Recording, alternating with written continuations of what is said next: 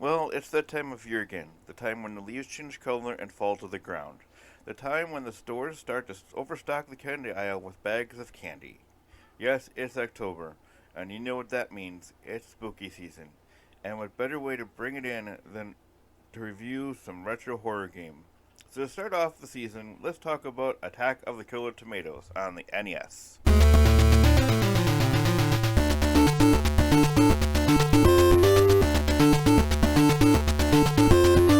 First, before we start reviewing this game, we need to talk a bit more about the game itself. The game is based off the 1990 animated series, which was based off the movie that came out in 1978. Funny, a horror spoof that came out in 78 got a cartoon based off it 12 years later, and 1 year after the cartoon, this game came out. You play as Chad Finletter, a young boy who is bound and determined to stop the evil Putrid Gangrene from unleashing his doomsday tomato on the city of San Zucchini. Who in their right mind names a town after a vegetable? And the citizens of the town are too afraid to even help you at all. First off, after starting the game, you get to watch an opening scene with the theme from the show playing in the background, and you get to meet the bosses you have to deal with on your way to Dr. Putrid's.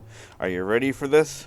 Zoltan, Beefsteak, Mumoto, Fang, Cat Chunk, and Tamacho.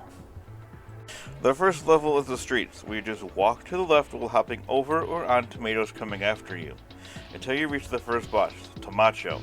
He is a rather easy one to beat. All you have to do is jump on him until he starts to retreat.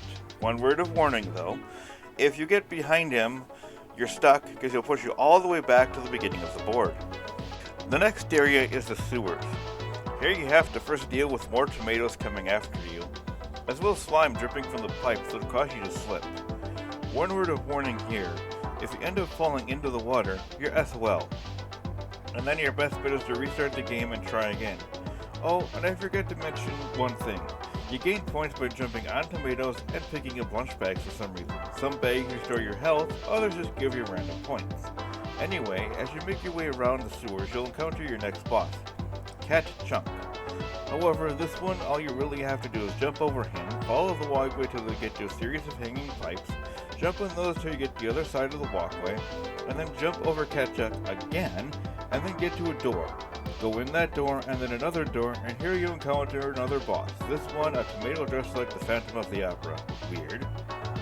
Follow him to his organ, and to stop him, all you have to do is throw rocks into the pipe till he stops playing and runs off.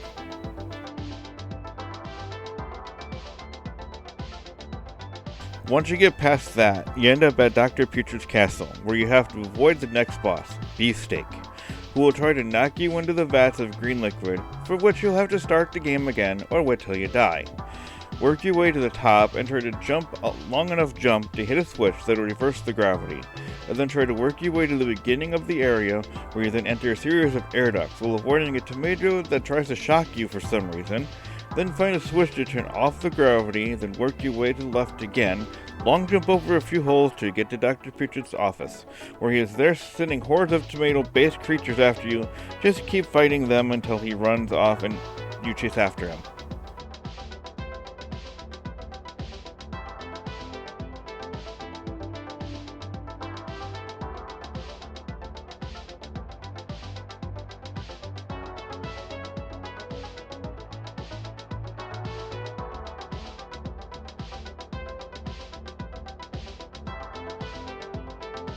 Now work your way to the top of the Doomsday Tomato till you get to the top and you watch Chad destroy all of it.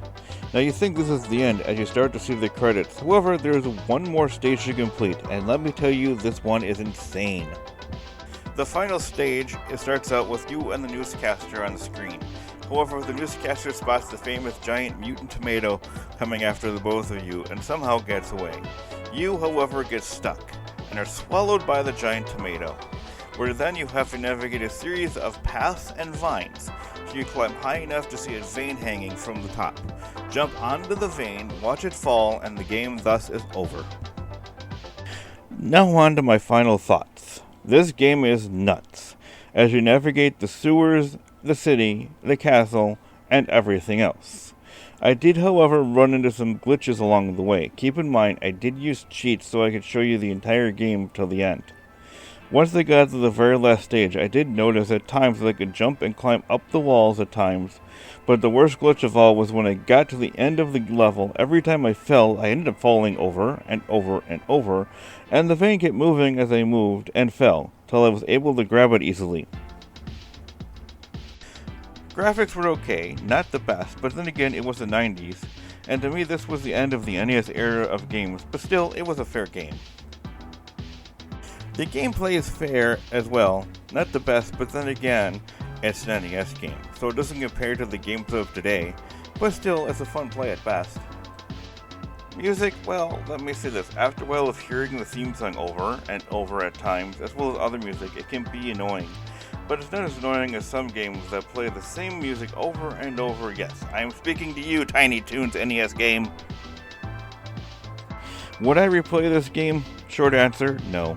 And here's why. This is one of those games that you can say I beat it and then put it on the shelf to never play again. Or one game that you say you found at the thrift store on eBay for cheap and tried it out. I never knew this game existed until I looked it up. On a similar note, at one time, there was a game called Attack of the Beefsteak Tomatoes that was for the Atari 2600. Maybe I'll review that game at some time. If you ever had the pleasure or displeasure of playing this game or have it in your collection collecting dust on a shelf, let me know down in the comments down below. And if you have any horror-themed retro games you would like me to review, let me know as well. I am Paul saying peace out and stay frosty.